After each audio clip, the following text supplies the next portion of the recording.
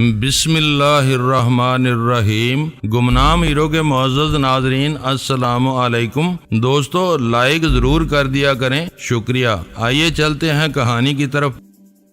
یہ بات طے تھی کہ چودھری عظمت بہت مالدار آدمی تھا۔ اس کے گھر میں کسی ملازم کا نہ ہونا حیرت ناک تھا۔ اپنے گھر کے کاموں کے لیے باہر کے کسی آدمی پر اعتماد نہ کرنے کا مطلب یہ تھا کہ اس گھر میں کوئی نہ کوئی ایسی پر اسرار سرگرمی جاری تھی جسے دوسروں کی نظروں سے پوشیدہ رکھنا ضروری تھا۔ میں نے بہت دماغ دوڑایا مگر فوری طور پر ایسی کوئی بات نہیں سوچ سکی جسے پوشیدہ رکھنے کے لیے چودھری عظمت کو اتنے پاپڑ بیلنے پڑتے۔ یہ سمجھنا حماقت کے مترادف ہوتا کہ چودھری عظمت جیسی اسامی نے چند ہزار روپوں کا ماہانہ خرچ بچانے کے لیے اسے اس حد تک ملازموں سے گریز کیا ہوا ہو کہ اس کے گھر پر گھنٹی بجانے والوں کے لیے اہل خانہ کو دروازے پر جانا پڑے۔ آپ جس کسی کے بارے میں بہت زیادہ سوچنا شروع کر دیتے ہیں وہ کہیں نہ کہیں گرفت میں آ ہی جاتا ہے۔ غزالہ کہہ رہی تھی، مجھے الزام نہ دو، میں نے پرتشویش سنجیدگی سے کہا۔ میں بلا وجہ کسی کا پیچھا نہیں کرتا۔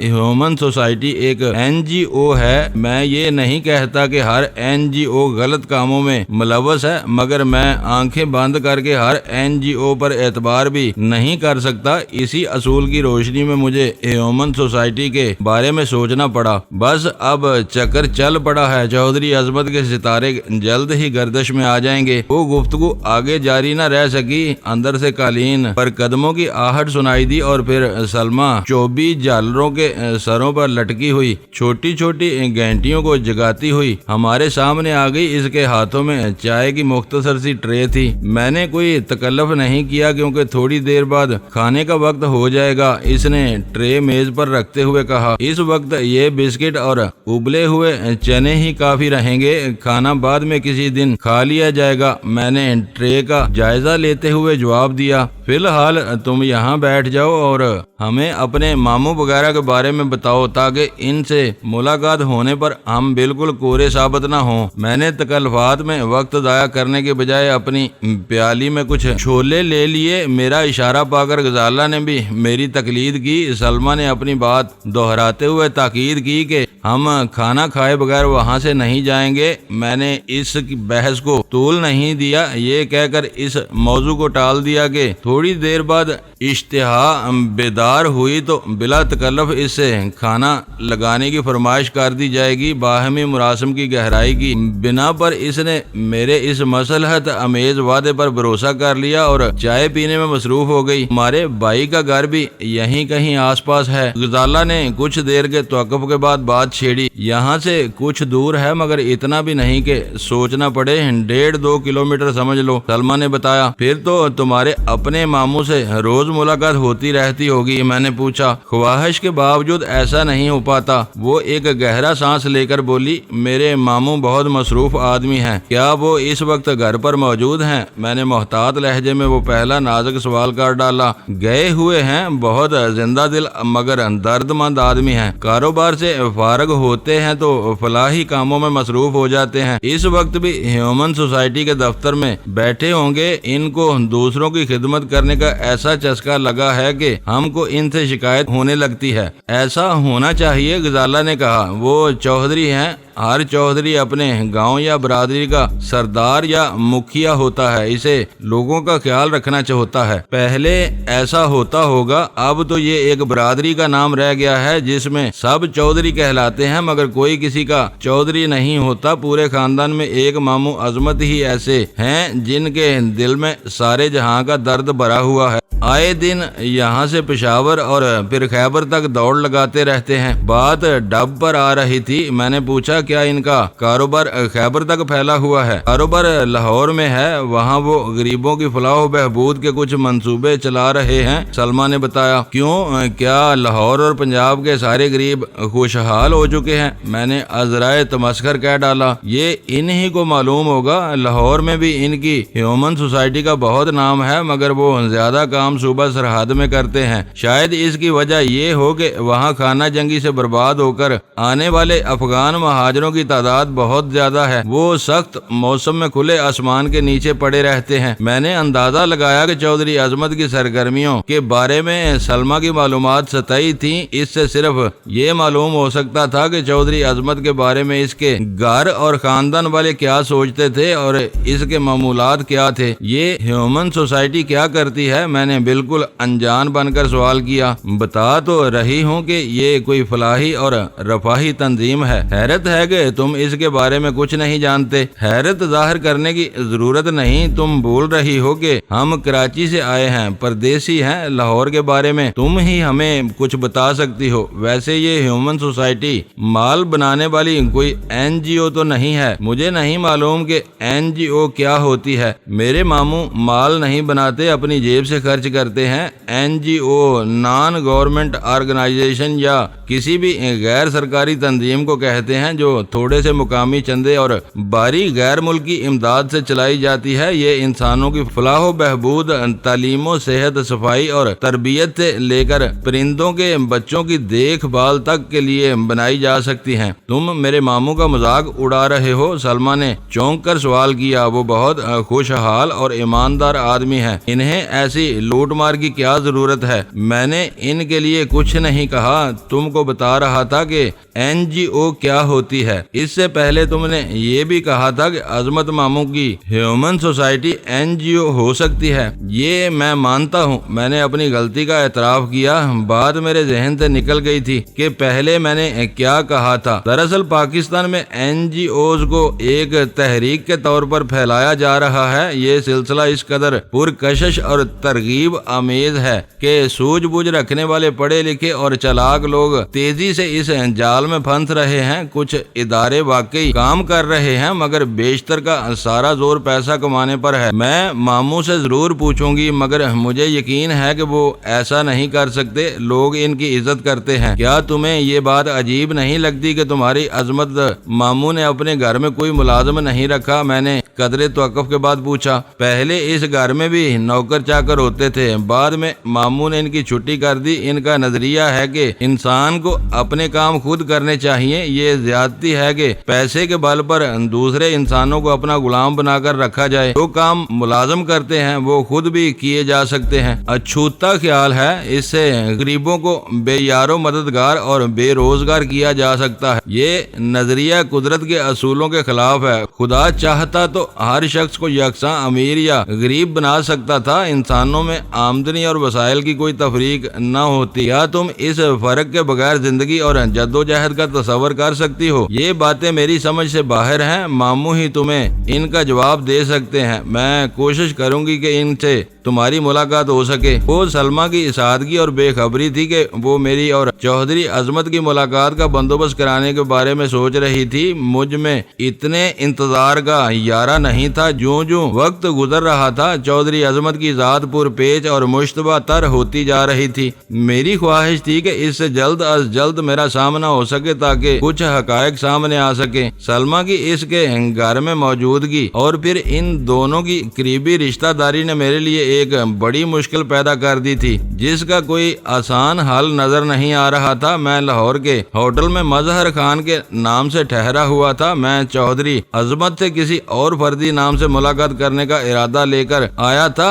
غنیمت یہ تھا کہ وہ اپنے گھر پر موجود نہیں تھا، ورنہ سلمیٰ ہم دونوں کا تعارف کراتی تو وہ اس کی زبان سے میرا اصل نام سن کر چونک سکتا تھا۔ اس وقت تک ایسا کوئی ٹھوس ثبوت سامنے نہیں آیا تھا کہ چودھری عظمت کو مجرمانہ یا کم از کم ملزم ہی قرار دیا جا سکے، لیکن میں فضا میں خطرے کی بو سونگ رہا تھا۔ اگر وہ غیر قانونی کاموں میں ملوث تھا تو اس بات کا کوئی امکان تھا کہ وہ میرے نام اور کردار سے واقف رہا ہو۔ جو ہی اسے یہ معلوم ہوتا کہ میرا نام ڈینی ہے، وہ چکنا ہو جاتا۔ اس سے ملاقات نہ ہونے کی وجہ سے یہ خطرہ ٹل چکا تھا کہ وہ میرے نام کے ساتھ میری شکل و صورت سے بھی واقف ہو جائے، لیکن دوسرا خطرہ بدستور موجود تھا۔ سلمہ اس کے گھر مہمان تھی۔ ہم نے اسے اچانک سامنا ہونے پر یہ عذر پیش کیا تھا کہ ہم اسی کو ڈھونڈتے ہوئے وہاں تک پہنچے تھے۔ سلمہ کا مزاج میرے لیے جانا بوجھا تھا، اس کے لیے یہ فخر کی بات تھی کہ ہم نے محض اپنی کوششوں سے لاہور میں اس کے ماموں کے گھر کا پتہ چلا لیا تھا اور پھر اس سے ملنے کے لیے پہنچ گئے تھے۔ اپنے ماموں سے ملاقات ہونے پر وہ مزے لے کر اسے بتاتی کہ کس طرح ہم اس تک پہنچے تھے۔ اپنی بانجی کی زبان سے میرا نام سن کر چودھری عظمت کے کان کھڑے ہو جاتے۔ اسے احساس ہو جاتا کہ وہ کہانی بے بنیاد تھی۔ اصل میں اس کی راہ پر لگ چکا تھا۔ اس کا یوں ہوشیار ہونا میرے حق میں نہ ہوتا۔ میرے دل میں آئی کہ اس بارے میں سلمہ سے بات کروں، گھما پھرا کر اسے آمادہ کرنے کی کوشش کروں کہ وہ اپنے ماموں سے میرے نام کا ذکر نہ کرے۔ وہ ایک مہمان جوڑے کی آمد کا واقعہ نہیں چھپا سکتی تھی۔ وہ بات گول کرتی تو چودھری عظمت کے دوسرے اہل خانہ اسے آگاہ کر دیتے۔ سلمہ چاہتی تو یہ ضرور کر سکتی تھی کہ اپنے ماموں سے میرا نام چھپا لیتی اور مجھے اس کے خلاف خاموشی سے کام کرنے کا موقع مل جاتا۔ چودھری عظمت سلمہ کا سگا اور اکلوتا ماموں تھا، جبکہ میرے اور سلمہ کے درمیان کوئی مضبوط رشتہ نہیں تھا۔ جہانگیر کی زیادتیوں سے دل برداشتہ ہو کر اس نے کئی بار مجھ سے دوستی بڑھانے کے لیے پیش رفت کی، مگر میں نے ہر بار سرد مہری اور رکھائی سے کام لیتے ہوئے اپنا دامن صاف بچا لیا۔ وہ میرے لیے اپنے دل میں نرم گوشہ ضرور رکھتی تھی، مگر میرے رویے سے ہمیشہ شاکی رہتی تھی۔ میری کسی بھی کمزور خواہش پر وہ میری نیت کے بارے میں بدگمان ہو سکتی تھی۔ ایک بار اسے شبہ ہو جاتا کہ میں کسی وجہ سے اس کے ماموں کے پیچھے لگا ہوا ہوں تو وہ چودھری عظمت سے مل کر میرے لیے سنگین مسائل کھڑے کر سکتی تھی۔ اسے اعتماد میں لینے کی صرف ایک ہی صورت تھی کہ اس کی تھوڑی سی ناز برداری کی جاتی، جھوٹی سچی تعریف و توصیف کی جاتی، اور جب اس کی عقل اس سحر میں گرفتار ہو جاتی تو رسانیت سے اسے چودھری عظمت سے تھوڑی سی غلط بیانی پر آمادہ کر لیا جاتا۔ مگر غزالہ کی موجودگی میں اس تدبیر پر عمل کرنا کسی بھی طرح ممکن نہیں تھا۔ مجھے وہ چند روز کا کھیل نظر آ رہا تھا۔ چودھری عظمت کی پوزیشن صاف ہو جاتی، یا وہ اپنے کیفر کردار کو پہنچ جاتا۔ پہلی صورت میں کچھ بھی نہ ہوتا، دوسری صورت میں سلمہ کو مجھ سے شدید شکوہ ہوتا کہ میں نے اسے کچھ بتائے بغیر اس کے ماموں کی ذلت اور رسوائی کا سامان پیدا کر دیا۔ جہانگیر اور سلمہ سے میرے گہرے مراسم کی بنا پر وہ صورتحال بہت تلخ اور تکلیف دہ ضرور ہوتی، مگر ناگزیر ہوتی۔ میں کسی مجرم کو محض اس بنا پر نظر انداز نہیں کر سکتا تھا کہ وہ میرے عزیز ترین جگری دوست کا کوئی رشتہ دار تھا۔ وقت گزرنے کے ساتھ میں جہانگیر کو منا سکتا تھا، مگر سلمہ کے بارے میں یقین سے کوئی قیاس نہیں کیا جا سکتا تھا۔ باتوں باتوں میں سلمہ بتا چکی تھی کہ ہیومن سوسائٹی کا کاموں میں اپنی گہری دلچسپی کی بنا پر چودھری عظمت عام طور پر دیر سے گھر آتا تھا۔ ہم بے فکری سے کچھ دیر وہاں بیٹھے اس سے باتیں کرتے رہے۔ میری کوشش تھی کہ اس کے ماموں کے بارے میں بہت کچھ معلوم کر سکوں، لیکن چودھری عظمت کے بارے میں وہ خود بھی زیادہ نہیں جانتی تھی۔ اس نے ہمیں اپنے بھائی کے گھر کا پتہ اور فون نمبر نوٹ کرایا، اصرار کیا کہ ہم وہیں منتقل ہو جائیں، مگر میں نے اس کی پیشکش سختی سے رد کر دی۔ غنیمت ہوا کہ یہ بات اس کی سمجھ میں آ گئی کہ شادی کے بعد ہر لڑکی اپنے گھر بار کی مالک بن کر اپنے میکے والوں کے لیے صرف ایک پسندیدہ مہمان بن کر رہ جاتی ہے۔ جب وہ اپنے بھائی کے گھر میں مہمان تھی تو یہ کسی بھی طرح مناسب نہیں تھا کہ وہ اپنے مہمانوں کو بھی وہاں رہنے پر مجبور کرے۔ سلمہ ہم سے جتنی بھی مانوس رہی ہو، اس کے بھائی اور اس کے اہل خانہ کے لیے ہم اجنبی تھے۔ وہ لوگ اپنی نجی زندگی اور گھریلو ماحول میں دو غیر متعلق افراد کی شمولیت کو کبھی پسند نہیں کر سکتے تھے۔ سلمہ ہماری قیام گاہ کے بارے میں جاننے کے لیے بے چین تھی۔ 2-3 مرتبہ میں نے اس کا سوال نظر انداز کر دیا، لیکن جب وہ مصر ہونے لگی تو میں نے ہوٹل کا نام لینے کے بجائے کہہ ڈالا کہ ہم لاہور میں کچھ ایسے لوگوں کے مہمان تھے جو اپنے ناموں اور ٹھکانوں کو بہت سختی سے پوشیدہ رکھتے ہیں۔ وہ ہماری سرگرمیوں کے بارے میں تھوڑا بہت ادراک رکھتی تھی۔ اس مسکت جواب کے بعد اس نے اس موضوع پر کوئی سوال نہیں کیا۔ سلمہ کی دل جوئی کے لیے ہم نے چائے سے پہلے چھولے کھا لیے تھے، پھر چائے نوشی کے دوران میں بسکٹ وغیرہ بھی کھاتے رہے۔ یوں وہ توازن اتنی بھرپور ہو گئی تھی کہ اس کے فوری بعد کھانا کھانے کی کوئی گنجائش نہیں تھی۔ سلمہ ہمارے ساتھ مزید وقت گزار گزارنے کی خواہاں تھی، مگر ہم دوبارہ ملنے کا وعدہ کر کے وہاں سے اٹھ گئے۔ سلمہ نے باہر آ کر گرم جوشی سے ہمیں رخصت کیا۔ اسے دیکھ کر خالد نے ایک سعادت مند ڈرائیور کا رویہ اپنا لیا تھا۔ یہ کوشش بری طرح ناکام ہوئی ہے۔ گاڑی روانہ ہونے کے بعد میں نے خالد کو بتایا، چودھری عظمت میرے ایک دوست کا ماموں سسر نکلا، اس وقت وہ گھر پر نہیں تھا، گاڑی کا رخ سمنا آباد کی طرف کر لو۔ خالد کے لیے وہ اطلاع حیران کن تھی، اس کے ذہن میں سوالات کا ابھرنا قطعی فطری تھا۔ اس نے سمنا آباد کے بارے میں کچھ کہے بغیر ہماری ناکام مہم کے بارے میں سوال کرنے شروع کر دیے۔ میں اسے جواب دیتا رہا اور گاڑی لاہور کی سڑکوں پر سفر کرتی رہی۔ اپنے ہوٹل سے ماڈل ٹاؤن میں چودھری عظمت کے رہائش گاہ تک پہنچنے کے لیے خالد نے شاہراہ قائد اعظم یا پرانے مال روڈ سے کینال بینک روڈ کا راستہ اختیار کیا تھا، جو اپنے فطری حسن اور کشادہ گرد و پیش کی وجہ سے لاہور کی خوبصورت ترین سڑک کہی جا سکتی ہے۔ اس سڑک پر نہر کے کنارے کنارے سفر کرنے کے بعد ہم بائیں طرف مڑے تھے، لیکن سمنا آباد پہنچنے کے لیے خالد نے کوئی اور راستہ اختیار کیا تھا، کیونکہ اس کی سمت ہوٹل سے بہت مختلف تھی۔ سمنا آباد لاہور کی متوسط درجے کی ایک ستھری آبادی ہے۔ اسی کے ایک حصے میں 2 منزلہ عمارت پر ہیومن سوسائٹی کا بڑا سا بورڈ آویزاں تھا۔ وہ عمارت خاصی شاندار تھی۔ اس میں داخلے کے راستے پر ایک مسلح اور باوردی گارڈ موجود تھا، جس سے ظاہر ہو رہا تھا کہ دفتر کھلا ہوا تھا۔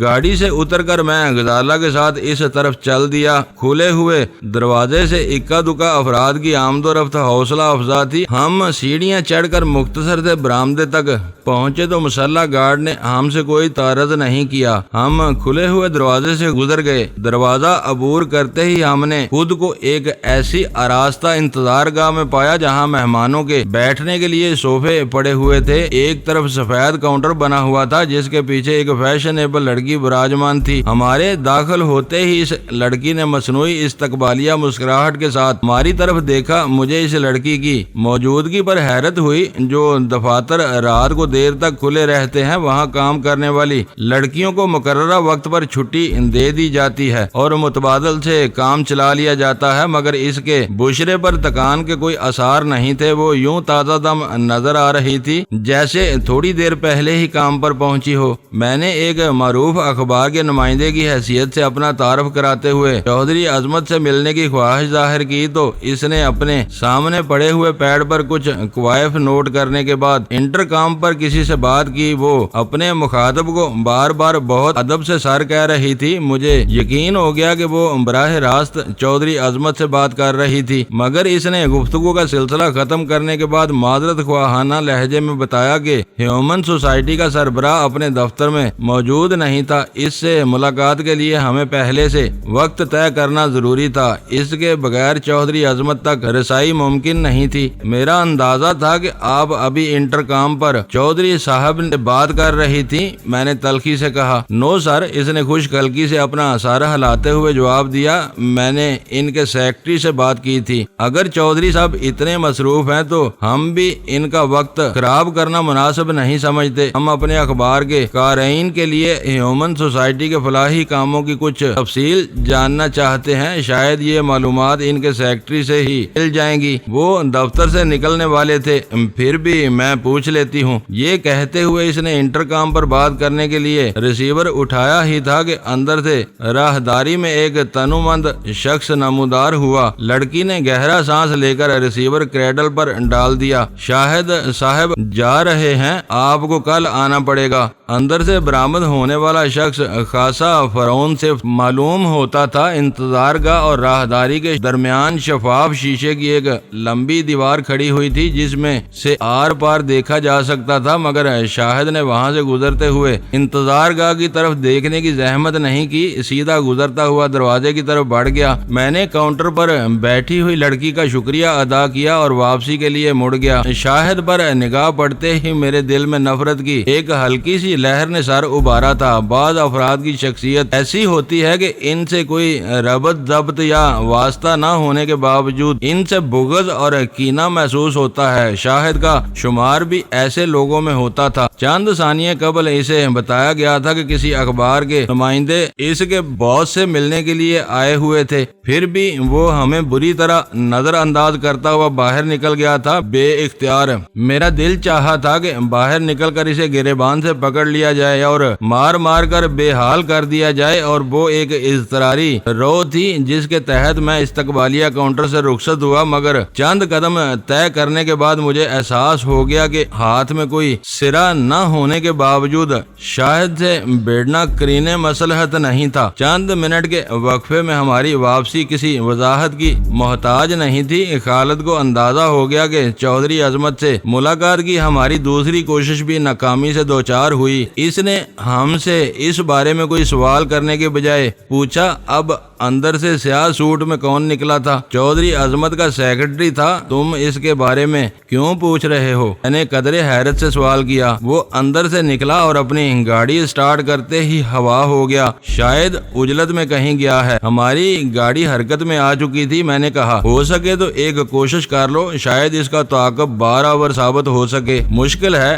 خالد نے اپنی گاڑی کی رفتار بڑھاتے ہوئے جواب دیا۔ وہ آندھی کی طرح گیا ہے، سمت صحیح ہو تب بھی اس تک پہنچنے کی امید نہیں ہے۔ ہم خاصی دیر تک سمنا آباد کی سڑکوں پر بھٹکتے رہے، پھر ملتان روڈ پر نکل آئے۔ شاہد کی گاڑی کا دور دور تک کوئی سراغ نہیں تھا۔ میں نے آج تک ہیومن سوسائٹی کے بارے میں نہیں سوچا تھا۔ مجھے حیرت ہے کہ اس تنظیم کے سربراہ تک رسائی اتنی مشکل ثابت ہو رہی ہے۔ راستے میں خالد نے کہا، اب مجھے بھی اس کی ذات میں دلچسپی محسوس ہو رہی ہے۔ وہ شہر میں نیک نام تھا، اس کا شمار معززین میں ہوتا تھا۔ اس بنا پر اس کے اثر و رسوخ کی وسعت پر کوئی شبہ نہیں کیا جا سکتا تھا۔ اگر پوری تحقیق اور چھان بین کیے بغیر اس پر ہاتھ ڈالا جاتا تو لاہور کی انتظامیہ میں بونچال آ سکتا تھا۔ میں نے سوچتے ہوئے خالد سے پوچھا، شاہد کے بارے میں تمہاری کیا رائے ہے؟ خود سر بد دماغ اور بدماش قسم کا آدمی معلوم ہوتا ہے، اس نے بلا توقف جواب دیا۔ اس کے بارے میں میرا تاثر بھی یہی ہے۔ میں چاہتا ہوں کہ اصل معاملات تک پہنچنے کے لیے اسے اٹھوا لیا جائے۔ اسے اٹھوانا کوئی مسئلہ نہیں ہے، یہ سوچ لو کہ اس کا رد عمل بہت شدید ہوگا۔ چودھری عظمت یہاں سے اسلام آباد تک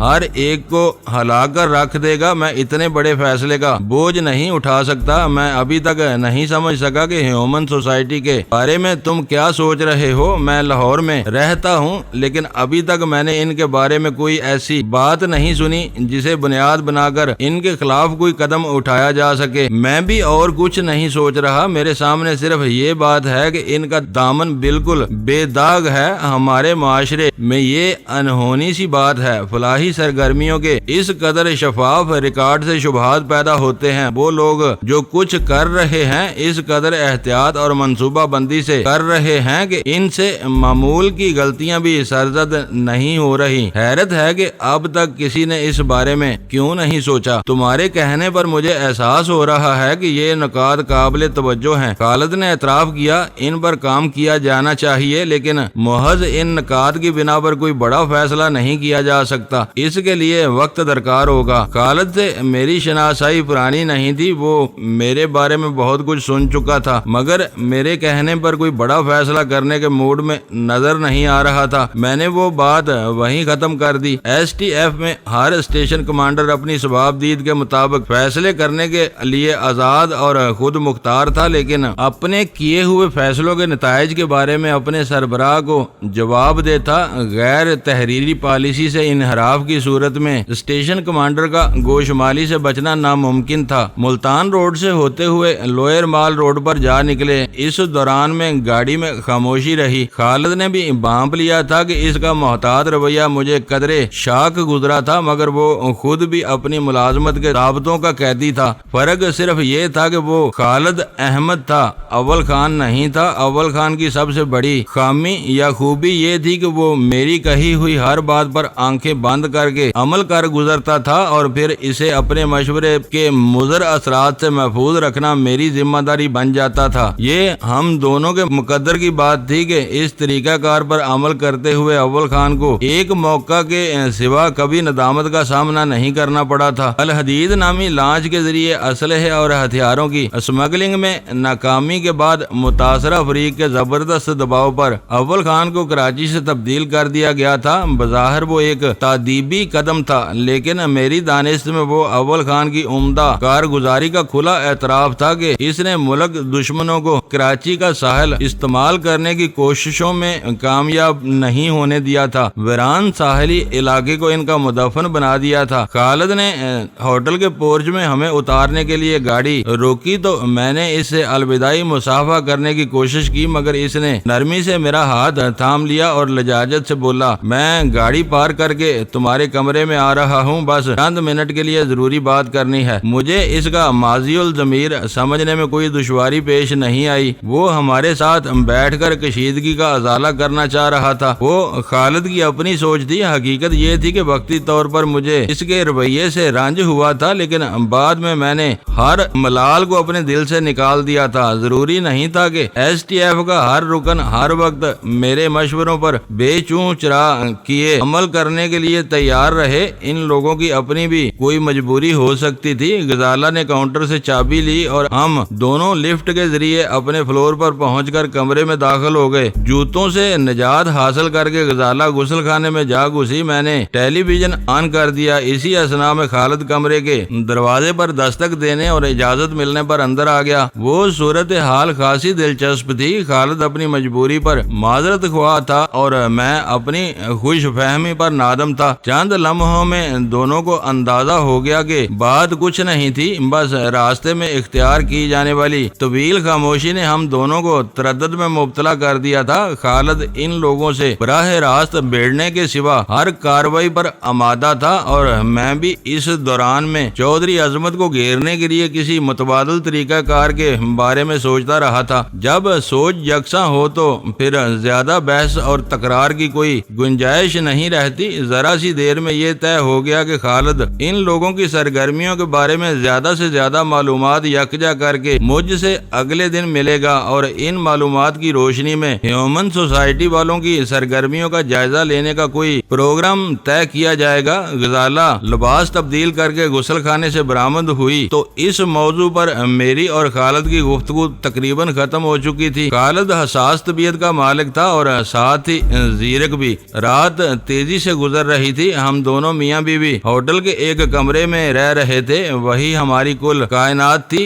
جب تک خالد وہاں بیٹھا رہتا، غزالہ بے فکری سے بستر کا رخ نہیں کر سکتی تھی۔ اس کے آ جانے کے بعد خالد نے ہم سے رخصت ہونے میں زیادہ دیر نہیں لگائی۔ میرے اصرار کے باوجود وہ کھانے کے لیے نہیں رکا اور ہمیں الوداع کہہ کر واپس چلا گیا۔ اس ساری بھاگ دوڑ کے نتیجے میں کچھ بھی حاصل نہیں ہو سکا۔ کمرے کا دروازہ بند کرنے کے بعد میں نے کسل مندی سے انگڑائی لیتے ہوئے کہا، بس سلمہ سے اتفاقیہ طور پر ملاقات ہو گئی، ورنہ دوسرے معاملات جوں کہ تو ہیں۔ یہ آپ کی رائے ہو سکتی ہے۔ غزالہ نے سنجیدگی سے جواب دیا، مجھے اس سے اختلاف ہے۔ میں نے اسے اشارہ کر کے انٹرکام پر ہوٹل کی روم سروس کا نمبر ملایا، اس روز کا مینیو معلوم کر کے کمرے میں کھانا پہنچانے کی ہدایت کی اور دوبارہ غزالہ کی طرف متوجہ ہو گیا۔ مجھ سے اختلاف کا یہ مطلب ہے کہ تمہیں کسی موہوم سی کامیابی کا احساس ہو رہا ہے۔ ہوٹل چھوڑنے تک ہم چودھری عظمت کے بارے میں نری قیاس آرائیاں کر رہے تھے۔ اب ہمیں معلوم ہو چکا ہے کہ وہ واقعی ایک پر اسرار شخص ہے جس تک رسائی آسان نہیں ہے۔ وہ سلمہ کا ماموں ہے، مگر خود سلمہ بھی اس کے بارے میں زیادہ نہیں جانتی۔ یہ وہ باتیں ہیں جو اسے مشکوک بناتی ہیں، لیکن آپ نے ابھی تک مجھے یہ نہیں بتایا کہ اس کے بارے میں آپ کے کیا شبہات ہیں۔ ابھی ہر بات غیر یقینی ہے، میں اس کے بارے میں کچھ نہیں کہہ سکتا۔ میں نے کرسی پر دراز ہو کر کہا، خالد پریشان ہے کہ ہیروئن کی تیاری میں استعمال ہونے والا کیمیکل بھارت سے کس طرح پاکستان آ رہا ہے۔ دوستو ویڈیو کو لائک ضرور کر دیا کریں۔ ISI پاک آرمی زندہ باد، پاکستان پائندہ باد۔ معزز ناظرین، اپنا خیال رکھیے گا اور اپنے اس چینل کا بھی شکریہ۔